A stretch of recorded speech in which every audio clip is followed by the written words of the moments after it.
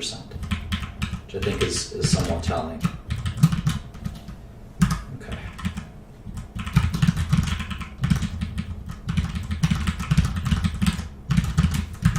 And that's why their net income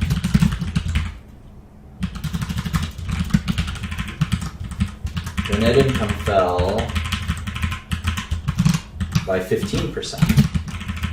See, their revenue dropped by 12%, but their net income fell by 15%. Very interesting. And now we're going to forecast their revenue dropping by about 10% and then about 5% a year. So how would their costs decline? I'd say they'd cut their costs in a similar fashion, but maybe not R&D. So let's assume their costs drop by 10% a year, and it just matches the decline in revenue. Let's assume that. Other income will grow because their cash should build up over time. We'll talk about how to treat that in a second. Taxes, well, we can tell what their tax rate is just by doing taxes divided by pre-tax income. Let's see how much taxes IBM pays. Shocker, they pay 21% taxes, or even less. On average, they pay about 19% tax rate. So let's see, if Hillary Clinton wins, maybe that tax rate will bump up. But for now, let's assume it's a 20% corporate tax. A lot lower than the average person pays, of course. So there's our income stream. So now what do? We forecasted income from 2016 to 2030. What can we do with this? What do you guys think?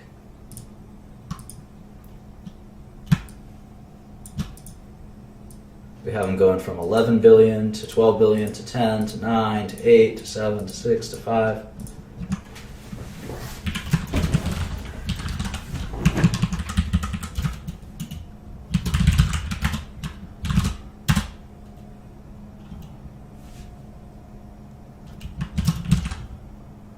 Yeah, we could start to get the terminal value and things like that. So maybe they'll drop 5% a year in perpetuity. So we'll take this and we call this the terminal value. We'll do that into perpetuity. Yes, we got to discount it to present value precisely. And let's say the discount rate is what, 5%? So we'll take the NPV from 2016 onward. Enter too few arguments. Bollocks. Let me do it again. There you go. Discount rate. All right. We got 100 billion, 110 billion. How about the cash? We got to include cash. There's negative cash at IBM. So the net NPV is 81 billion, and that means their share price is what? $84 a share, and the current share price is $134 a share. So our model is telling us that the shares should be at 84, but right now they're at 137. So that means that the stock could be a short. It could be 40% more downside. 40% more downside. But we're also assuming that IBM has a really bad time growing. They continue to shrink and shrink and shrink. Well, let's see how much they have been shrinking. Let's see how much they have been shrinking.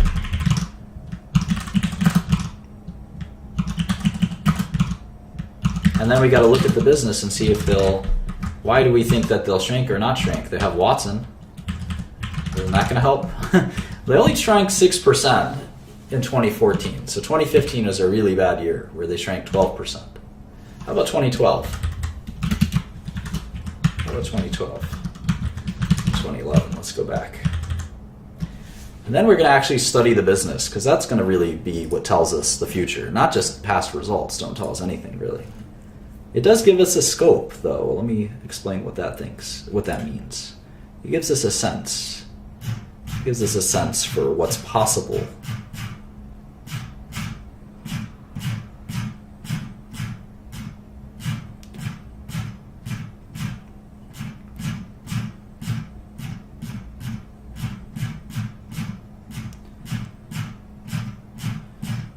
Come on. Here it is. All right.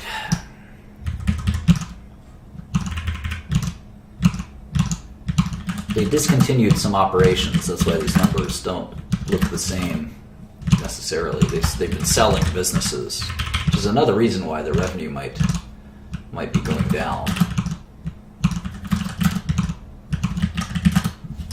All right, so the revenue has been dropping every year. You can see 2%, 6%, 6%, 12%. So if they drop 10%, it seems like, at least on average, they've been dropping about 6%. So let's assume they drop 6%, maybe forever. They'd really undergo some major shrinkage. We still have a share price of 102 versus 140, so, and our maturity is negative 5%. We're using a discount rate of 5%. All right, so what does this mean? Why is this valuable? I mean, these numbers aren't really good forecasts. They're barely even forecasts. They're guesses.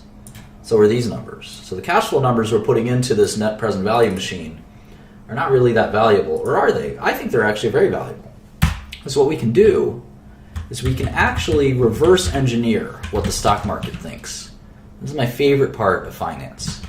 If we put in that negative 5% in here, if we put in negative 5% revenue growth and a discount rate of 4.5%, we can get a share price that's almost exactly the same as the current stock market price. So what that tells us is that this is what the stock market thinks will happen to IBM. If the numbers are better than this, the share price will go up. If the numbers are worse than this, the share price will go down. But right now, this is the break even, if you will. This is what people think.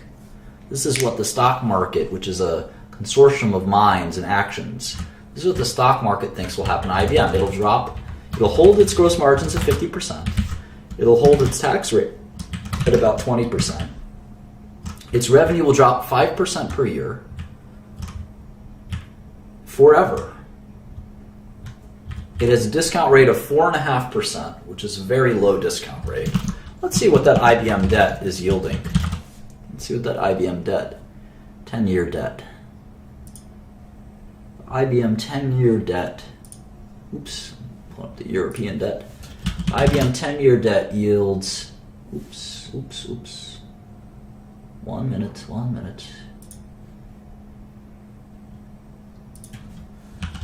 The IBM 10-year debt yields about 3.5%. So it kind of makes sense for the equity to yield 4.5% in terms of discount rate. That makes sense, right? Equity is less valuable or less riskier than debt. So if we add all this up, this is what the stock market thinks. And it's our job as an investor to see if this is reasonable or unreasonable. Is this reasonable or unreasonable? Will IBM decline by 5% a year? Will they decline by more than 5% a year? Or will they decline by less than 5% a year? Maybe they'll start growing again. I know their plan, all businesses, their plan is to start growing again. They definitely want to grow again. It's not like they're trying to decline. They really do want to grow again. So before we can really forecast any more accurately, we have to do that thing that we refer to as fundamental analysis. And the first thing I like to do when I look at a new business that I'm not familiar with is I like to do what I call segment analysis, or just segmentation. And what that means is I want to understand each part of their business. And the best way to do that is through their 10K. Their most recent 10K, again, you can get from the SEC website, hit the stock ticker, and the 10K is unlike the 10Q, the 10K really goes in depth. The 10K really goes in depth into the company. So we're going to read this somewhat slowly and somewhat painfully and carefully.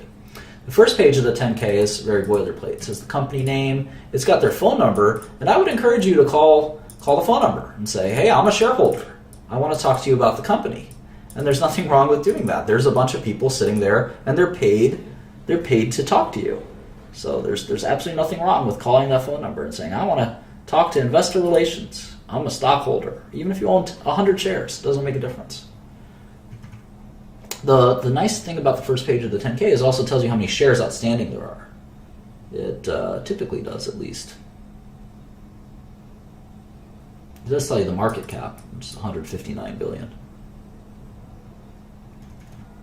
All right, IBM was incorporated in 1911. It's sometimes nice to know the history of these companies. I like to write that down sometimes.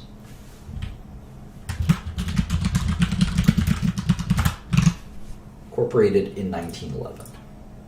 It was called the Computing Tabulating Recording Company, CTR. Funny.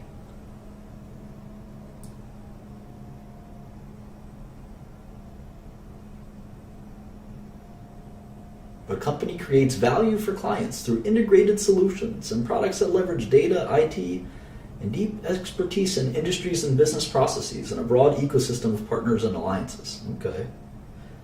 IBM solutions typically create value by enabling new capabilities. A lot of corporate speak here, not very direct.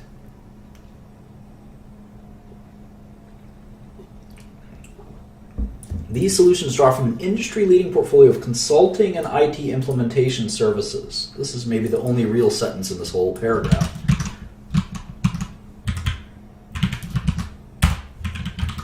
Industry-leading portfolio, we can remove that.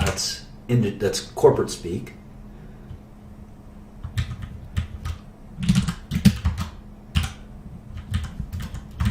And these solutions means IBM's business is consulting and IT implementation, cloud and cognitive offerings, and enterprise system and software.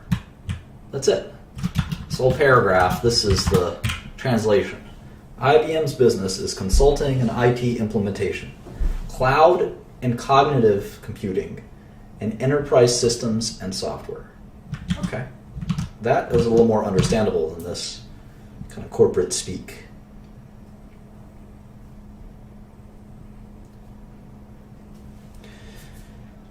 In 2014, the company's strategic imperatives were declared around the three main forces of quote-unquote behind quote-unquote digital: big data and analytics, cloud, and engagement. Not sure I understand what that means exactly. Since 2010, IBM has invested $30 billion, built out the IBM Cloud on a global scale, established the Watson Group, announced 50 acquisitions, including the landmark alliance with Apple to bring mobile to the enterprise. Okay. As IBM's clients transform, digital itself is not the destination, but a foundation to create a truly cognitive enterprise. So we use the phrase enterprise often in business to mean businesses, as opposed to the consumer. The enterprise is other companies. So IBM is mostly an enterprise software and services company. They don't sell to consumers. There's no IBM computer you can buy. You'll never interface with IBM as a consumer. So keep that in mind. They sell to big businesses like JP Morgan and Walmart. IBM is emerging as more than a hardware, software, and services company. That's kind of BS. Transforming into a cognitive solutions and cloud company. Cognitive, advanced analytics and key data, cloud platform, industry focus, IBM's Watson can see and analyze the massive amounts of data that have previously been invisible to computers and enterprises. It's all kind of bullshit to me. Cognitive systems are not programmed. Like humans, they learn from experts, from interactions, and from big data. Ultimately, they can augment human intelligence, allowing individuals to make more informed decisions. Bluemix. Building cognitive apps through Watson Developer Zone on Bluemix. I'm going to write that down. So model is a good place to take notes. You can write down all your notes in the model. And some of my models are hundreds of pages of notes on businesses that I've followed for decades. Never really followed IBM, so now's a good time to start.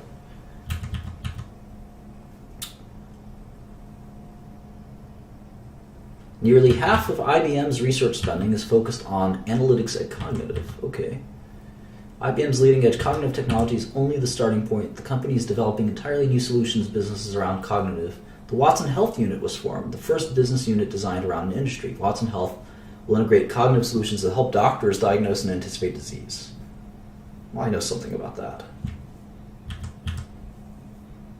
The Internet of Things. 9 billion internet-connected devices.